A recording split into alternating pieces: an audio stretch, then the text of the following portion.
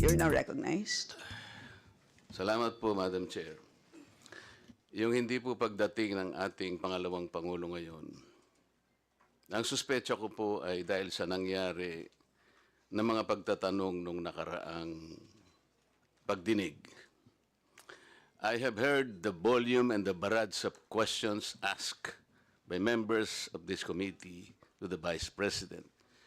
Despite the fact, Madam Chair, I heard her several times saying, I forgo the opportunity of defending the OVP budget for 2025 by question and answer, and I leave it to the House of Representatives to decide on such proposal as presented.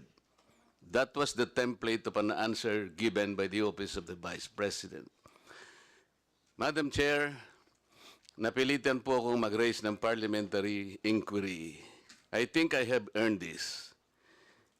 If I survive my term up to next year, I would have survived also, or I would have completed 18 years in this institution.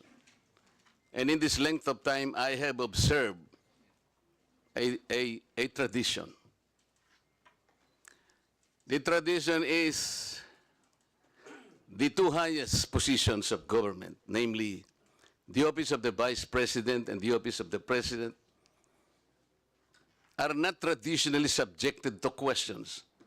I have observed this for so long a time. May I refresh the memory of the members of this committee, Madam Chair. In 2022, the Minority Leader, Honorable Libanan,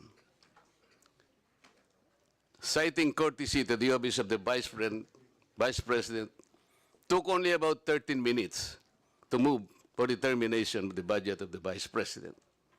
And after that, the Majority Leader seconded the motion. That was 2022, Madam Chair.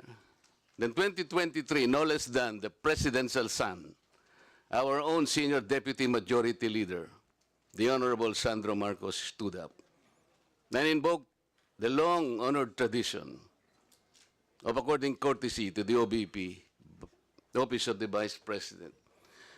And in the same manner, he moved for the termination of the office of the budget, the consideration of the budget of the Office of the President, Vice President. I also recall, Madam Chair, that it was terminated. And with the full consternation of Honorable Franz Castro, who then objected, but her objections were never heard until she moved to make up record by way of manifestation her objection.